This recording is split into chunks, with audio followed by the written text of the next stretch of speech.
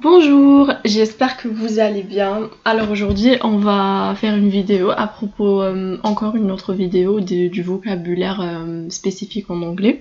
Et aujourd'hui j'ai choisi le thème des vêtements. Les vêtements en anglais on dit clothes. Et c'est un truc qui est genre pas mal aussi, il est intéressant pour... si vous voulez faire du shopping, maintenant on voit toujours la majorité des articles, ils sont affichés en anglais et non pas en français pour viser plus de personnes, surtout quand vous faites des achats en ligne. Ça fait augmenter la niche en fait. Comme ça il y a tout le monde, parce qu'il y a la majorité maintenant qui a commencé à comprendre l'anglais, et ceux qui comprennent pas l'anglais, ils ont intérêt à chercher le mot, et des fois c'est pas la peine parce qu'il y a la photo avec, mais quand même il faut le savoir, comme ça si vous voulez commander, si vous voulez acheter, bref, ça reste intéressant. Et oui, c'est pour ça que j'ai collecté quelques pièces qui sont genre importantes qu'on a tous. Après il y a d'autres vêtements que j'ai pas dit parce que ça va faire beaucoup, comme ce que je vous ai déjà dit dans l'autre vidéo du corps humain. Genre il y a toujours des trucs à dire, des trucs à ajouter, mais ça fait un petit peu bizarre de dire des détails qui sont quasiment pas trop importants pour quelqu'un qui est débutant ou même intermédiaire et qui va pas les utiliser genre souvent. Mais ça n'empêche que quand vous acquisez ces termes là et ce vocabulaire, de se développer et de chercher les autres pièces que vous n'avez pas. Donc pour commencer, on a le pantalon. Le pantalon en anglais on dit trousers. Pourquoi on ajoute le S? Parce que en anglais ils ont la notion que trousers c'est une pièce de deux parties. La première partie qui est celle-là, la jambe gauche et la jambe droite. C'est pour ça qu'ils utilisent un S comme étant un truc pluriel. Et comme jeans, on dit toujours jeans avec un S à la fin, parce que they believe que un pantalon c'est une pièce de deux parties, donc il doit être évoqué comme étant un nom pluriel. Comme les sandales, we say sandals, et c'est avec un S parce que c'est deux paires de sandales.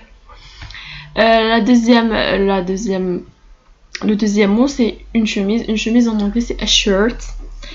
Quoi que ce soit, la chemise, demi-manche, manche longue, quoi que ce soit, c'est a shirt. Pour les débardeurs c'est a tank top. Et maintenant on a commencé à voir les crop tops. Les crop tops c'est des tank tops qui sont différents de longueur, qui sont plus courts que les tank tops. Tank tops c'est les débardeurs normaux qu'on utilise au-dessous des vêtements, des fois même comme ça avec des jeans ou je sais pas. Mais les crop tops c'est tank top version plus courte. C'est ça. Il y a des gens qui achètent des crop tops qui sont plus que leur taille, comme ça fait tank top. En version crop top. Bon, bref, j'espère que vous avez compris, mais là, j'ai essayé de mettre une photo qui va avec, juste pour ne pas confondre entre les deux. Un tank top, c'est un débardeur, et un crop top, c'est un haut qui est court, tout simplement. Ah ouais, et d'ailleurs, là, regardez la différence. Regardez, là, ça, c'est plus long que ça. Donc, un débardeur et un crop top, c'est ça la différence entre les deux. On passe aux survêtements. Les survêtements, genre c'est les habits de sport, les habits de chill, des habits casual, genre que vous mettez toujours.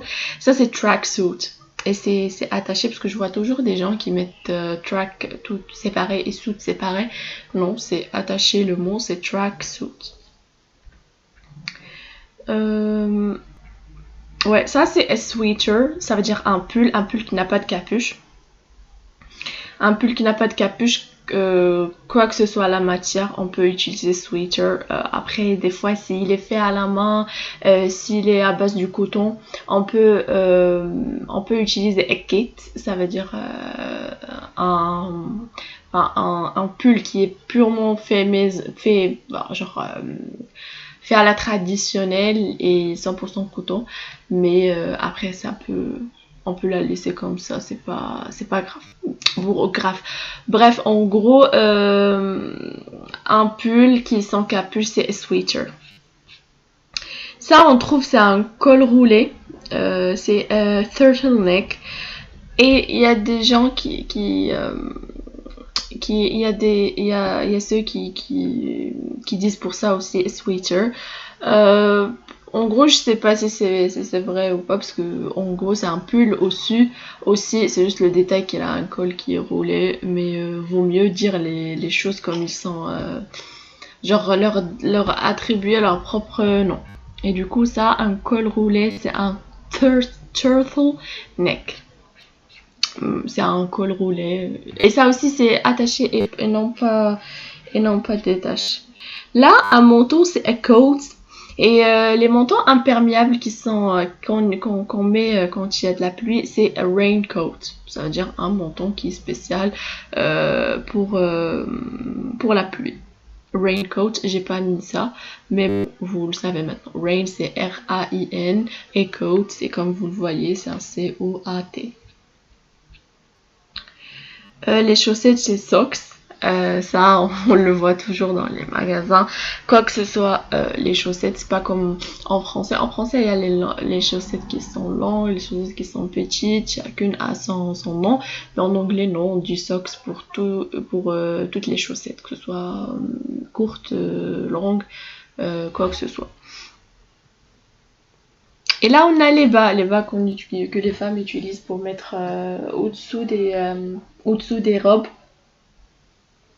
On appelle ça des stockings là parce que c'est en pluriel.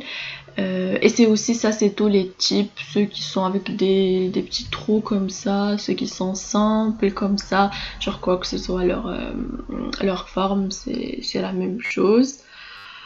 Alors là, on a jogging, parce que ça, en fait, ça, on entend toujours ça en français, mais le mot, il est d'origine anglaise. Donc c'est pour ça, jogging, pour vous, ça peut paraître normal. On connaît tous maintenant un jogging, un legging, mais ça, c'est un mot anglais. Et en français, c'est un pantalon de sport, un pantalon confortable qu'on peut utiliser genre pour tous les jours, pour repasser une journée et tout.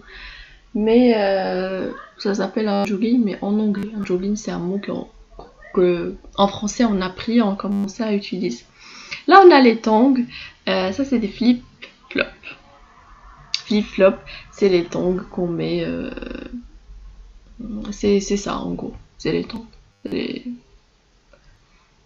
Là, c'est des talons. On dit heels et on peut dire high heels. High avec un H-I-G-H. High heels. S'ils sont genre graves, il y a vraiment des talons qui sont hyper longs et remarquables. On peut dire high heels. Mais sinon, pour des talons normaux comme ça, genre ça va, on peut dire juste heels. Pour les jupes, on dit skirt. C'est comme une chemise, on dit shirt, et une jupe, on dit skirt. On change juste le H par le K.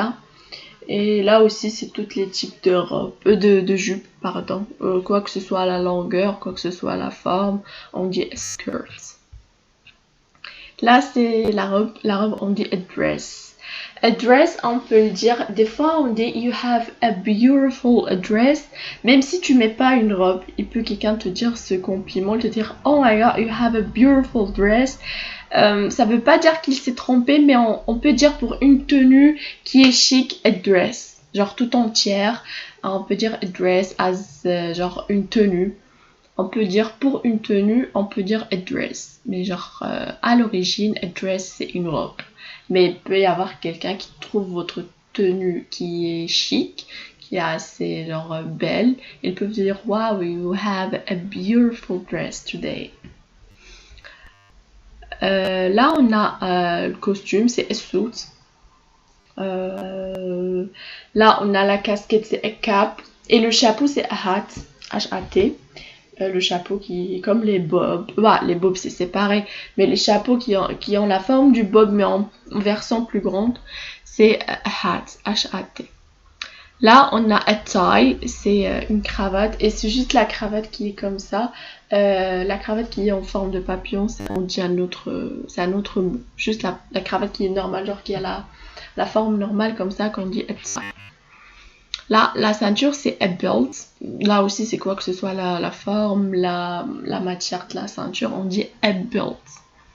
Là, on dit gloves pour les gants. Et là aussi, comme je vous ai montré, que ce soit ceux genre normaux, que ce soit ceux en cuir, quoi que ce soit la matière ou l'intérêt, c'est gloves. Ça, c'est un pull avec capuche. Bah, on dit hoodie. Pull à capuche, c'est hoodie. Et les Canadiens ils disent beaucoup ce mot. Ils aiment trop dire ce mot. I have a hoodie. I have a hoodie collection. Ça, c'est shoes, c'est les chaussures. On peut abuser et dire même pour les espadrilles des shoes.